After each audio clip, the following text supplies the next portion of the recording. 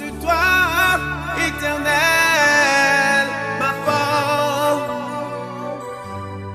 Mes yeux sont sur toi, éternel, ma force. Et tu es ma force, oui ma force. Tu es ma force, oui ma force. Tu es ma force, tu es ma force. Jéhovah ma force. Mesdames et messieurs, bonsoir chers téléspectateurs. Merci d'être encore au rendez-vous de cette émission Sixième Sens sur votre télé. Comme d'habitude, nous recevons pour vous tous les lundis soirs Prophète Ada Tara. Il est encore avec moi ce soir. Prophète, bonsoir, bonne arrivée. Bonsoir frère Manu, bonsoir à tous les téléspectateurs. Que la paix et la faveur de Dieu soient sur tous. Prophète Ada Tara, j'espère que vous allez bien. Parce que si ça paie là, tu vas voir qu'il va bien. Bien sapé, hein. Voilà. Mais il y a des habits qu'on porte, on ne parle pas beaucoup. Faut voilà. Poser les petites questions ce soir là. Ok. Allons-y, Prophète Ada Tara, pour commencer. Avant de commencer l'émission, je demanderai à tous les téléspectateurs de déposer devant les postes récepteurs une bouteille d'eau ou bien un verre d'eau. Tout au long de l'émission, les énergies christiques vont imprégner cette eau, surtout que nous tendons vers la fin de l'année. Et cette eau sera une eau bénite, une eau de protection contre la sorcellerie, la magie noire, toute pratique satanique, toute pratique de nuisance. Et ça va vous protéger aussi contre les vices et les passions de ce monde. Ceux aussi qui sont malades, qui ont des problèmes liés aux pratiques mystiques, aux pratiques occultes, vous n'avez qu'à déposer votre bouteille d'eau et croire. Croire seulement qu'à travers cette eau, le Christ, au nom de Dieu, va vous apporter la solution à vos différents problèmes et va vous apporter la lumière à travers cette eau, source de vie, source de bénédiction.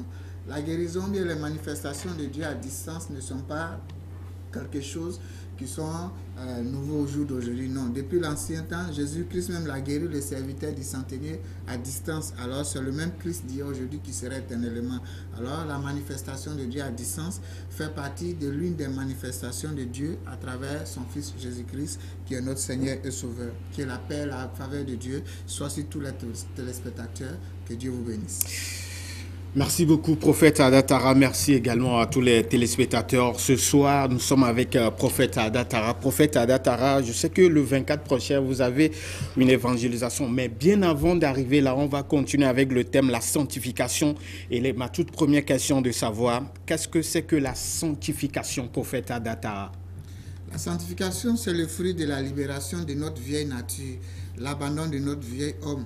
Et ceci est possible à la croyance et à la confession de notre Seigneur Jésus-Christ. Donc la sanctification, comme le dit dans le livre de Hébreux 10, verset 10, 13 à 12, la sanctification, c'est être mis à part pour Dieu. C'est-à-dire tous ceux qui confessent le nom de Jésus, je parle en tant que chrétien d'abord, tous ceux qui confessent le nom de Jésus-Christ, qui ont été baptisés, dès lors qu'ils ont reçu le baptême, ils ont changé en eux leur vieille nature, les péchés qui étaient en eux, ils ont décidé d'abandonner ces péchés, d'abandonner leur turpitude, d'abandonner leurs vices, leurs passions, pour rentrer dans la nouvelle nature, dans la nouvelle créature, dans la nouvelle vie de Christ, pour devenir saints. Et ceux-là, on dit qu'ils sont sanctifiés. Et en tant que chrétien, le peuple chrétien, c'est un peuple qui est mis à part, c'est un peuple sanctifié en temps normal. En temps normal. Et Prophète Ada Tara, comment sanctifier ou se sanctifier ou sanctifier un objet? Avant de sanctifier un objet, il faut que nous-mêmes d'abord nous soyons sanctifiés. Avant de sanctifier un objet, il faut que nous-mêmes d'abord nous soyons sanctifiés. Comment se sanctifier alors? Pour se sanctifier, d'abord, vous savez, l'homme d'abord est dominé de corps, d'âme et d'esprit. Oui. Donc les œuvres de la chair, ce sont les œuvres qui salissent le corps.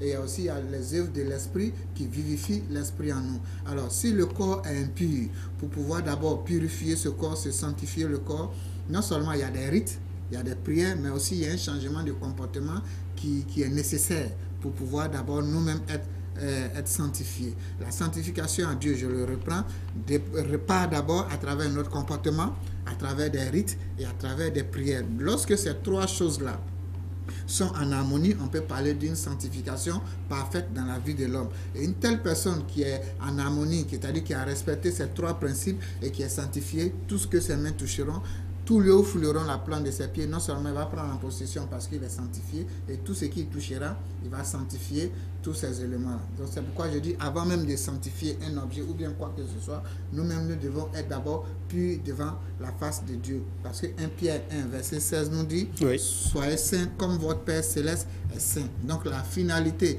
l'objectif d'un chrétien, c'est de chercher à être saint, comme le Père Céleste est saint. Vous comprenez? Donc la sainteté d'abord. Pour chercher d'abord la sainteté, nous devons chercher ce qu'on appelle les fruits de l'esprit. Lorsque nous pratiquons les fruits de l'esprit, que nous enlevons à nous les œuvres de la chair, nous sommes d'abord sur le chemin de la sanctification de l'esprit. Et lorsque nous éloignons des impudicités, lorsque nous éloignons les impuretés, les œuvres de la chair, nous sanctifions le corps. Vous comprenez? Alors, pour sanctifier le corps, nous devons attirer à nous les œuvres de l'esprit.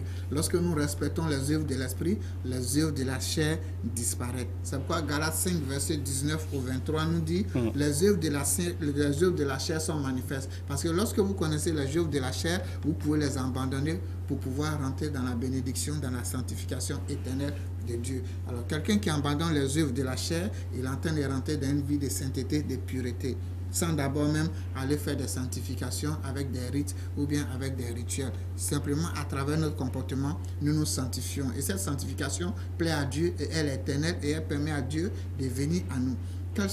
Quelle est cette sanctification? C'est d'abandonner les œuvres de la chair. Dieu a dit, il ne vient pas dans notre vie, Dieu ne s'approche pas d'un corps impur. Dieu ne s'approche pas de quelqu'un qui est dans l'impudicité, qui est dans les œuvres de la chair. Alors, selon Galates 5, verset 19 à 23, quelles sont les œuvres de la chair? Alors, quelqu'un qui est dans l'impudicité, Dieu ne peut pas l'approcher. Il est souillé, il n'est pas pur. Quelqu'un qui est dans les impuretés sont manifestes. Il y a les choses corporelles, la saleté. Je vous ai toujours dit, pour ceux qui suivent mes séances, la première règle de la protection, c'est être propre. Oui, la propreté autour de nous. Quelqu'un qui est propre, il faut être propre chez toi, il faut être propre. On n'a pas besoin d'avoir 20 habits pour être propre. Je vous disais, quand j'ai commencé à 99, quand j'étais à l'église, lorsque je devais commencer mes 2 ans, 6 mois de couvent de jeûne et d'abstinence, j'ai perdu beaucoup d'habits. Dieu a fait que j'ai tout perdu, mais je me retrouvais avec 2 habits. J'ai perdu 3 avec ma soutane. Mais toujours propre. Toujours propre. Les gens n'ont jamais su. Pendant que les gens avaient les soutanes sales, moi, ma soutane était toujours propre, comme un ange. Vous comprenez? Donc, on n'a pas besoin de beaucoup d'habits pour être propre. Vous devez fuir les impuretés corporelles, les impuretés, tout ce qui est impureté. Dieu n'est pas dedans, Dieu n'est pas dans la saleté. Vous comprenez? Et aussi, vous devez fuir l'impudicité. Je vous ai expliqué si l'impudicité, c'est l'adultère, c'est la fornication, c'est la débauche, l'homosexuel, le lesbianisme, la pédophilie. Toutes ces choses-là, ce sont les impudicités, les patous, tout ça, ce sont les impudicités. Ceux qui ont 3, 4 à 5 femmes, ce sont les impudicités. Ceux qui ont une copine en dehors de la femme, tout ça, ce sont les impudicités. Ceux qui trompent les maris, ceux qui trompent les femmes, tout ça, ce sont les impudicités. Là, vous allez toucher beaucoup de personnes.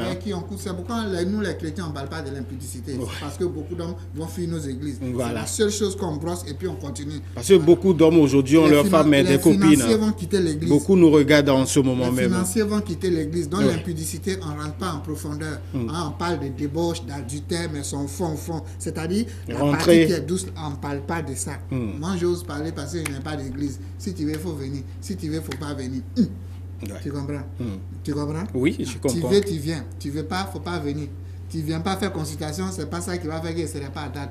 J'ai mes réalisations, ça va me faire manger. Je ne compte pas si un fidèle, je ne compte pas si un chrétien, je ne compte pas si toi.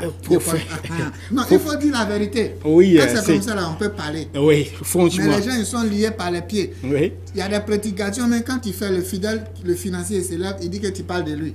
Il s'en va. Parce qu'il t'a confiance secret. Quand tu es en train de prêcher, il se sent concerné. Mais lui, quand on lui dit quelque chose, il s'en va prêcher et puis il parle de ça. Ils vont quitter l'église. Oui. Vous comprenez? Oui. Voilà, donc c'est pour vous dire, il y a des choses là, il y a des enseignements en tant que chrétien, quand tu es lié par le cou là, on ne peut pas prêcher ça à l'église. Que Dieu vous bénisse. C'est énervant, mais prenez ça comme ça. Allez, je rappelle à tous les téléspectateurs que nous sommes avec Prophète Adatara. Nous parlons de la sanctification ce soir. Prophète, quels sont les objets à sanctifier? Peut-on s'activer tout? Tu tiens à ta question, mais comme je dis, il faut que d'abord nous-mêmes nous soyons purs avant de sanctifier. Je vais répondre à ta question, ne t'inquiète pas. Mais qu'est-ce qu'il faut enlever à nous pour être purs avant que je ne réponde à ta question? Nous devons éviter l'idolâtrie, nous devons éviter la magie, nous devons éviter les inimitiés, les querelles, les palabres. La Bible va plus loin pour dire nous devons éviter les jalousies, l'animosité, les disputes et les divisions. Je vais m'attarder sur ces deux-là. Ouais. Les disputes et les divisions. Alors, dites-moi, ici, la Bible nous est claire pour dire les œuvres de la chair, c'est-à-dire quelqu'un qui est souillé, là, qui n'est pas sanctifié, voici le comportement qu'il a. Ouais. Il est dans les disputes, il est dans les divisions. Vous comprenez? Ouais. Je prends un exemple, par exemple. Il faut qu'on dise les choses telles qu'elles sont. Hein. Ceux qui nous écoutent, ce ne sont pas les enfants. Allez-y, quand le chrétien catholique est en conflit avec le chrétien évangélique, bon, je prends d'abord le corps évangélique dans son ensemble, qu'on appelle les églises de réveil. Oui. Quand les églises de réveil sont en conflit avec les églises catholiques, ou bien sont en conflit avec les églises du christianisme céleste, ou bien sont en conflit avec les musulmans, dites-moi, c'est les disputes? Si oui, ce sont les disputes, les querelles, est-ce que Dieu est dedans? C'est la question qu'on doit répondre. Ouais. Est-ce que Dieu, il est dedans? Les auditeurs doivent me répondre. Si nous, chrétiens, on fait palabre entre nous, ou bien le corps du Christ, entre nous, nous sommes en train de faire les palabres, les disputes, est-ce que Dieu, il est dans les disputes? Sinon, Dieu n'est pas dans les disputes, nous sommes dans les œuvres de la chair, ou bien nous sommes dans les œuvres de l'esprit. C'est choquant, ça fait mal, mais il faut qu'on dise les choses telles qu'elles sont. Les gens disent, mais je vais à l'église, il n'y a plus de miracles. Il n'y a plus de miracles parce que nous sommes souillés. Ouais. Nous sommes dans les choses de la chair. Nous ne sommes pas dans les œuvres de l'esprit. Les querelles, les divisions. Les querelles, les divisions, ça n'apporte rien. Souvent, quand je dis quelque chose, les gens rient. Moi, j'ai vu à Abidjan, des pasteurs, ils ont fait palabre à cause des bouteilles de Coca-Cola. Deux pasteurs. Ça, oui, parce qu'ils ont quitté l'église mère pour aller créer l'église. Oui. Donc pour eux, les deux, eux sont patrons. Et voilà un fidèle à midi, pendant que l'autre prédicateur vient de finir la show, on lui envoie une bouteille de Coca-Cola et il dit, mais pourquoi ils n'ont pas envoyé deux et puis ils ont envoyé une bouteille? Ça fait palabre, l'église encore s'est divisée. Mais deux yeux ont vu, parce que c'était près de ma paroisse. Vous comprenez? Oui. Donc ça pour vous dire, Dieu n'est pas dans les disputes, Dieu n'est pas dans les querelles. Et quand c'est comme ça, le miracle de Dieu ne peut pas se manifester dans nos églises. Oui. Qu'est-ce qu'on fait? Nous sommes obligés de fabriquer les faux miracles. Un jour, je vais revenir sur les faux miracles. Tu comprends? Oui. Parce qu'au jour d'aujourd'hui, le monde qui nous suit, les fidèles qui nous suivent, ils nous poussent à pécher. Ils aiment le sensationnel. Ils n'aiment pas les choses simples. Oui. Tu es venu chez quelqu'un, il va dire, bon, il a fini de prier pour toi, tu es béni. Il quitte la dit, tu es faux prophète. Il s'en va où il y a le sensationnel. Et là souvent, où les gens tombent, les gens tremblent. Souvent, c'est le peuple qui pousse les hommes de Dieu que nous sommes à faire ces faux miracles. Puisque nous sommes dans les œuvres de la chair, les miracles, les prodiges ne peuvent pas s'opérer. Nous sommes obligés d'inventer les miracles. Parce que nous ne sommes pas saints, nous ne sommes pas sanctifiés. Les prodiges ne peuvent pas s'opérer. De quand on me dit, mais il y a la grâce de Dieu. Mais je vous dis toujours, la grâce de Dieu suit ce qu'on appelle un processus bien défini. Oui. Quand Dieu a appelé Saint Paul, qui était saoul, à travers la grâce, quand Dieu l'a appelé, c'était pour une mission bien définie. Quand il est quitté dans Soul, qu'il est devenu Saint Paul, la grâce de Dieu l'a permis d'écrire la plus grande partie de la Bible que nous voyons au jour d'aujourd'hui, le Nouveau Testament. Quand la grâce de Dieu vient dans ta vie, c'est pour glorifier le nom de Dieu et non pour aller encore souiller le nom de Dieu en étant dans les œuvres de la chair que je suis en train de citer ici. Alors, si nous sommes dans ces choses-là, nous ne pouvons pas respecter la parole de Dieu qui nous dit « Soyez saints comme votre Père céleste est saint ». Alors, je reviens encore dans les divisions. Les œuvres de la chair sont les divisions. Ce sont ces choses, quand vous voyez ça dans la vie, dans le comportement d'un homme de Dieu, il n'est pas sanctifié. Donc, tout ce qui va toucher pour toi, tout ce qui va sanctifier pour toi, c'est éphémère. C'est là que je vais en venir avant de répondre à ta question. Oui. S'il ne respecte pas dans ces choses, tout ce qu'il fera, il va sanctifier, ce sera éphémère. Alors, la division. Nous voyons au jour d'aujourd'hui la division dans notre lieu de prière. Oui. Nous voyons la division dans nos corporations religieuses. Est-ce que Dieu est dans la division? Non, je ne pense pas. Dieu est dans l'union. On dit religion. La religion doit relier. La religion doit nous unir. Mais lorsqu'il y a les querelles, Dieu n'est pas dedans. Éloignez-vous de ça. Dieu n'est pas dedans. Et une telle personne ne peut pas sanctifier quelque chose, et cette chose-là ne peut pas, la sanctification de cette chose ne peut pas être pour une longue durée, ça sera éphémère. C'est pourquoi on trouve aujourd'hui que non, tel homme de Dieu il a prié pour moi, ou bien telle personne a prié pour moi, ça a marché un peu, après ça s'est arrêté, parce que la personne n'est pas dans la sanctification. Donc la vraie sanctification réside dans les comportements, l'ivrognerie. Hein? Les œuvres de la chair, il y a ce qu'on appelle l'ivrognerie dedans. On n'a pas dit de ne pas boire. Hein? Un chrétien, en temps normal, c'est ceux qui sont nazériens, comme moi, qui ont les cheveux comme moi sur la tête ici, selon la Bible, dans le livre de Nom 6, c'est ceux-là, la Bible interdit à ceux-là formellement de ne même pas goûter une seule goutte d'alcool. Vous comprenez? Mais en dehors de ça, il y a un verset, donne-moi ton verset là. Ecclésiaste 10, verset 18 à 20, nous dit un peu de vin à table, l'argent puis tout. Donc, c'est biblique, mais on dit un peu, la preuve. Quand vous faites la Sainte Seine, le vin qu'on boit, je vois les gens ils font la Sainte Seine avec sucrerie, c'est pas la Sainte Seine. Ils font la Sainte Seine avec vin non alcoolisé, c'est pas la Sainte Seine. Vraie Sainte Seine là. Il y a Koutoukou, c'est ça non? C'est ça. Ça est dedans. Il y a l'alcool dedans, et puis tu bois un peu. Mais nous autres, on n'a pas dedans, à cause de nos cheveux, nous sommes consacrés. Alors, donc c'est pour vous dire, l'ivrognerie, quelqu'un qui dépasse, c'est-à-dire au lieu de prendre un peu à table de vin, mais il devient alcoolique, il devient ivrogne. Une telle personne, il n'est pas sanctifié. Une telle personne, il n'est pas sanctifié. Vous devez faire très très attention. Donc celui qui respecte le principe ici de Galates 5, celui qui a horreur de ces choses-là, vous allez voir que non seulement lui-même il sera en paix, le monde sera en paix, le pays où il est sera en paix, la ville sera en paix. Si nous tous qui respectons, qui écoutons, qui sommes en tant que chrétiens, nous respectons le livre de Galates 5, que nous fuyons ces choses de la chair, de la chair, vous allez voir que le monde sera en paix, le monde sera sanctifié, le monde sera heureux. Dans le cas contraire, il sera difficile de pouvoir apporter solution dans la vie des gens. C'est pourquoi nous devons chercher la perfection. Nous devons faire un effort pour marcher. Alors, celui maintenant qui est à l'image, qui respecte les choses de l'esprit, qui a enlevé en lui les choses de la chair, celui-là, vous allez voir qu'il aura l'amour, la joie. Ça, c'est les œuvres de l'esprit maintenant. L'amour, la joie, la paix, la patience, la bonté, la bénignité, la fidélité, la douceur, la tempérance. La loi n'est pas contre ces choses-là. Donc celui-là, quand il va toucher, ne serait-ce qu'un verre d'eau, quand il va toucher une bouteille d'eau, celui-là, quand il va rentrer dans ta maison, celui-là, quand il va prononcer une bonne parole sur toi, ça aura effet, tu seras sanctifié. Les choses qu'il va toucher seront sanctifiées. La bouteille d'eau qui va prier dessus, elle sera sanctifiée. L'huile d'olive qui va prier dessus, ça va devenir une huile d'onction. Donc, bien aimé, pour sanctifier quoi que ce soit, nous-mêmes nous devons être sanctifiés à l'intérieur d'abord. Alors, comment sanctifier? Je prends par exemple une bouteille. Ça, par exemple, c'est la bouteille de basilic que j'ai ici. Par exemple, je suppose que ça, c'est une bouteille d'eau. Nous voulons sanctifier cette bouteille d'eau afin de donner à un malade, pour que le malade guérisse. Ou bien afin de donner à quelqu'un qui a des difficultés, qui est sous le joug d'un envoûtement. Qu'est-ce qu'il faut faire? Vous prenez l'index, vous prenez le pouce, vous joignez l'index et le pouce et vous dites, créature d'eau, je te sanctifie, je te purifie, je te bénis au nom de Jésus.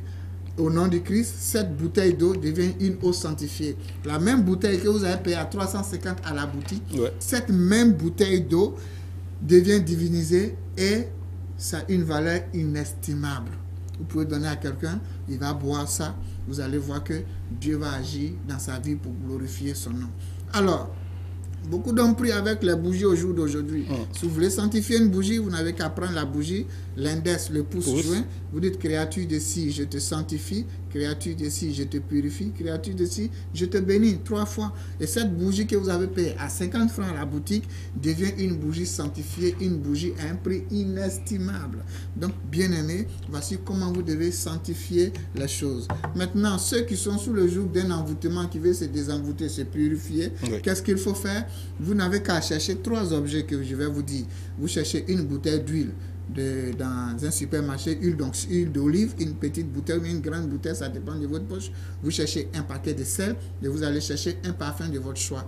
Ces 3 éléments-là, vous prenez le pouce et l'index, vous les sanctifiez comme je vous ai montré.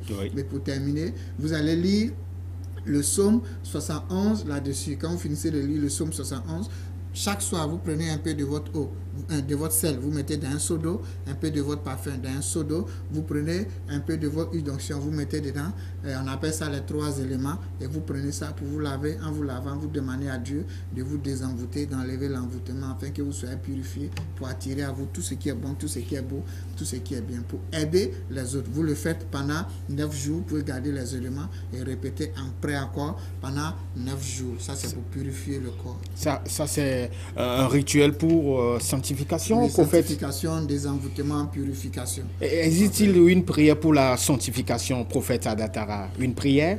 Oui, ça existe. On appelle ça les codes du décodage, mais je ne peux pas exposer ça ici. Pourquoi? Il y a les choses qui sont sacrées. Des choses qui sont sacrées.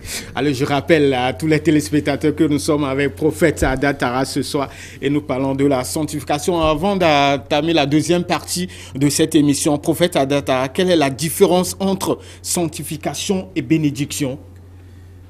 Alors, vous devez savoir que la finalité de la sanctification est égale à la bénédiction. Lorsque vous vous êtes repenti, vous abandonnez votre vieille nature, vous abandonnez votre turpitude, vous acceptez le Christ, vous devenez une nouvelle créature.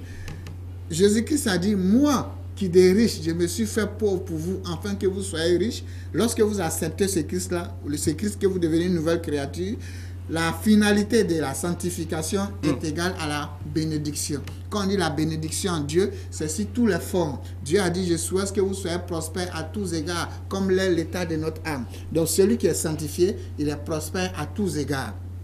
Il a la prospérité financière, il a la richesse, il a la prospérité dans sa vie sentimentale, il a la prospérité au niveau de la guérison. En tout cas, il est stable en tout domaine. Donc la finalité de la sanctification est égale à la bénédiction. Merci beaucoup, prophète Adatara. Prophète, le 24 novembre prochain, vous invitez les Togolais à une grande séance d'évangélisation à la FOPADEX d'Agoué. Quel sera le thème de cette séance, prophète Adatara? Oui, le samedi 24 novembre, à partir de 15h, à la FOPADEX d'Agoué, j'invite toute la population togolaise pour une grande séance d'évangélisation, de guérison, d'enseignement de la parole de Dieu. Le thème, c'est « Je reconnais que tu peux tout ». Job 42, verset 2. Dieu peut tout, bien-aimé, vous qui m'écoutez. Dieu peut tout. Il y a rien n'est impossible à Dieu. Dieu n'a jamais vu un malade qui ne peut pas guérir. Dieu n'a jamais vu une femme à qui il ne peut pas donner d'enfant. Dieu n'a jamais vu un chômeur à qui il ne peut pas donner du travail. Dieu n'a jamais vu un paralytique qui ne peut pas guérir. Dieu n'a jamais vu un pécheur à qui il ne peut pas pardonner. Dieu n'a jamais vu un rejeté qui ne peut pas ramener et placer dans les hauteurs de la société. Dieu n'a jamais vu quelqu'un qui est rejeté qui ne peut pas placer pour être la pierre angulaire de sa famille, de sa nation. Tout est possible à Dieu. Mais seulement, c'est nous-mêmes qui nous éloignons de Dieu. C'est pourquoi le Coran disait, le prophète Mahomet, que la paix de Dieu soit sur lui, il dit, tout bien qui t'atteint vient de Dieu. Tout mal qui t'atteint vient de toi-même. La Bible nous dit, tu récoltes ce que tu as sémé. Donc, si vous récoltez, si vous plantez le mal, ne vous attendez pas à récolter le bien. Tout à l'heure, je vous ai parlé des impudicités, je vous ai parlé des impuretés, des querelles, je vous ai parlé des disputes. Mais quelqu'un qui est dans ces choses-là, et puis tu vas à l'église, tu pries, tu gênes, tu dis non, tu veux enfant. Non, mais Dieu ne peut pas être dedans. Je m'adresse à nos femmes qui nous écoutent, qui sont par exemple les chrétiens catholiques. Vous priez la Vierge Marie, elle n'est qu'à intercéder pour vous. Mais vous maltraitez les enfants de votre mari. Les enfants des autres. Les enfants que le monsieur il a eu avant que vous ne veniez dans son foyer là, vous maltraitez cet enfant-là. Et puis vous allez devant la Vierge Marie, mais il faut me donner un enfant, ou bien il faut faire que mon commerce va prospérer. Quand ça ne prospère pas, vous dites non, mais ça ne marche pas. Mais genre, la Vierge Marie là, quand elle venait se marier à Joseph, Joseph avait 60 ans. Elle avait, je ne dis pas son âge pour ne pas envoyer les trucs, mais c'est qu'elle était petite. Vous comprenez? Elle a trouvé le monsieur avec des enfants. Quand on dit Joseph avait des frères, là, c'est pas que c'est elle qui a accouché, mais ce sont les enfants de Joseph qu'elle a pris comme ses enfants. Ça dit tellement elle les a pris comme ses enfants, on n'arrive même pas à faire une division. On dit non, la vieille a eu des enfants. Tu comprends?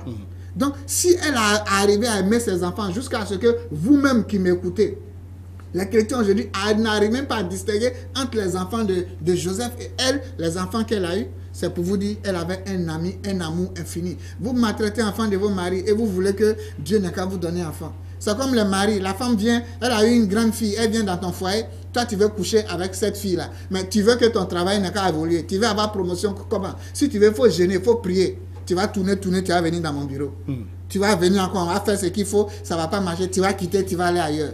Vous comprenez? C'est notre comportement qui met un frein entre Dieu et nous. Parce que nous péchons. Lorsque nous péchons, Dieu ne peut pas se manifester. Donc tous ceux qui vont venir le samedi 24 à la Fopades, nous allons nous repentir, demander à Dieu de nous pardonner. Et lorsque nous allons finir, vous allez voir les merveilles de Dieu dans notre vie. Vous allez voir les miracles. Mais si vous sortez de là, ne péchez plus. Sinon, vous allez voir que votre grâce sera éphémère. C'est comme par exemple, je prends un chrétien. Souvent, je dis ça dans l'amusement, mais les gens pensent que c'est une faiblesse. Je dis, pour moi, c'est pas normal qu'un chrétien soit pauvre. Jésus a dit, moi qui suis pauvre, je me suis fait riche pour vous. Moi qui suis riche, je me suis fait pauvre pour vous, afin que vous soyez riche. Et aujourd'hui, je vois un chrétien qui souffre, qui pleure. Je dis non. Tu comprends? Oui. C'est impossible qu'un chrétien soit pauvre. Mais qu'est-ce qui ne va pas? Ce qui ne va pas, c'est que déjà la richesse est déjà dans l'invisible. Je prends par exemple, pour pouvoir avoir une brique, qu'est-ce qu'il faut? Il faut la moule.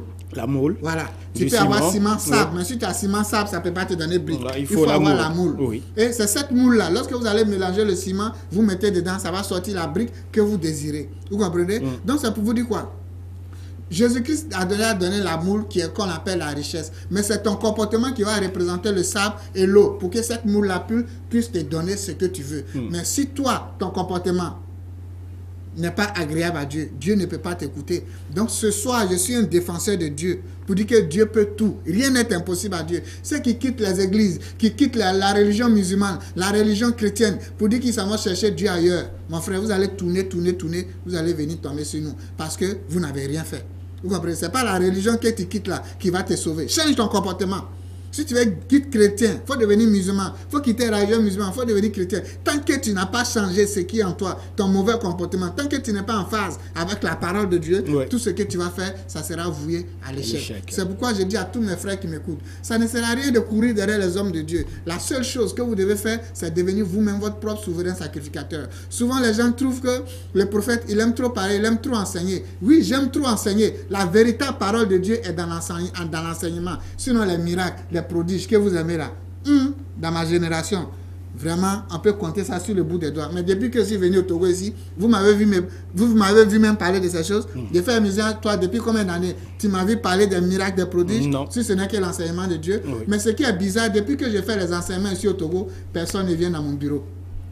Oui, au début, quand j'ai commencé, je faisais les miracles, les prodiges, les consultations, les trucs. Les gens venaient beaucoup. Mais depuis que j'ai commencé l'enseignement, personne ne venait. Donc, c'est pour dire quoi? Si je n'étais pas adossé sur des activités externes que je voulais compter sur ce travail-là, il y a longtemps, j'ai jeté le tablier. Parce que les gens n'aiment pas l'enseignement. Prophète. Donc, oui. Les gens n'aiment pas les enseignements. Mais prophète, l'évangélisation sera suivie du rituel de reprogrammation avec la terre. Oui, le rituel de reprogrammation avec la terre. Vous savez que la terre est créatrice. Le diamant sort d'où? De la terre. L'or sort d'où? Toujours la terre. L'argent sort d'où? De la terre. Alors, tout ce que vous avez dans la vie sort de la terre. Oui. Adam et Ève est sorti d'où? De la terre. Donc, c'est-à-dire ton mari que tu cherches, il sort d'où? De la terre. Ève est sortie d'où? De la terre. Donc, c'est-à-dire la femme que tu cherches, elle sort d'où? De la terre. Donc, la terre est source de bénédiction, de créativité. Ceux qui vont venir ce jour-là, ceux qui n'arrivent pas à avoir enfant, ceux qui n'arrivent pas à avoir bénédiction, ce que tu as besoin de ça, tout quitte dans la terre. Donc, le samedi 24, on va faire la reprogrammation de tout ce que tu as besoin. Et on appelle ça, c'est un rituel, c'est un rite, une action prophétique. C'est-à-dire, quand les gens finissent la séance de guérison, Dieu a fini de guérir ses malades. Oui. Parce qu'il y a des gens qui sont guéris par la prière, d'autres, les guérisons, ou bien les bénédictions, ça doit passer par action prophétique. Alors, ceux qui vont être finis, qui vont recevoir les enseignements, les guérisons par Dieu à travers la parole, quand ils vont partir, ceux maintenant que les guérisons, les bénédictions doivent se faire par action prophétique, nous on va rester pour faire notre action prophétique. La participation est à 10 000 francs. Ça vous donne droit au collier de Zoé. C'est un collier qui a 120 pouvoirs. 120. Parce que nous sommes pris par le temps, je ne peux pas citer un seul collier. Oui. Tu veux qu'il parle? Nous sommes pris par le temps. 120 pouvoirs. 120. Voilà. Mais c'est petit, on dit Dieu, il est infiniment bon, il est infiniment fatigant. Dieu n'est pas limité, c'est vous qui limitez Dieu. Et prophète, comment participer à cette évangélisation le 24 novembre prochain? Tu te lèves le matin. Oui. Tu te brosses les dents. Tu mets ton offrande que tu as donnée à Dieu à côté. Oui. Tu attends. Dès qu'il est 14h, tu prends ton zem, tu mets ta voiture, tu viens à Fopades d'Agoué. Oui. L'entrée est libre et gratuite. Petit, enfant, bébé, ivoirien, même les pépéros, tout le monde peut venir. Voilà. Et sur quel numéro les gens peuvent avoir plus de renseignements pour participer là, sur l'écran? 90, 28, 90, il a dit 28. Technicien, après, il faut mettre 228 devant maintenant. Parce que les gens me regardent de loin là. Je ne suis plus n'importe qui. Respectez-moi un peu là. Donc vous mettez, c'est Togo qui gagne. C'est le Togo. Maintenant, on dit plus Haddad d'Ivoire, on dit Haddad du Togo. Donc mettez 228 devant maintenant. Donc le 90, 54, 42, 61. Oui, je ne suis pas n'importe qui au Togo. Oui. 80... Allez-y pour 87, 30, 01, 75.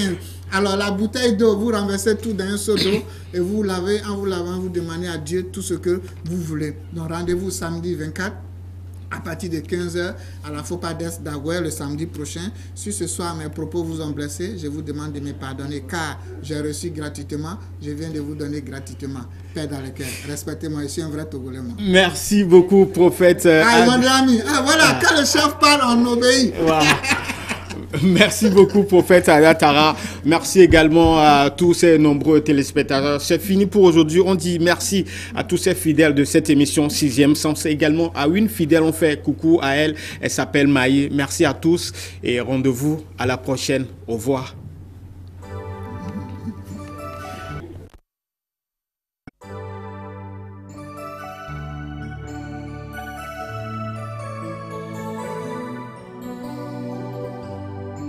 Mes yeux sont sur toi, éternel, ma force. Mes yeux sont sur toi, éternel, ma force. Et tu es ma force, oui ma force. Tu es ma force, oui ma force. Tu es ma force, tu es ma force. Jéhovah ma force.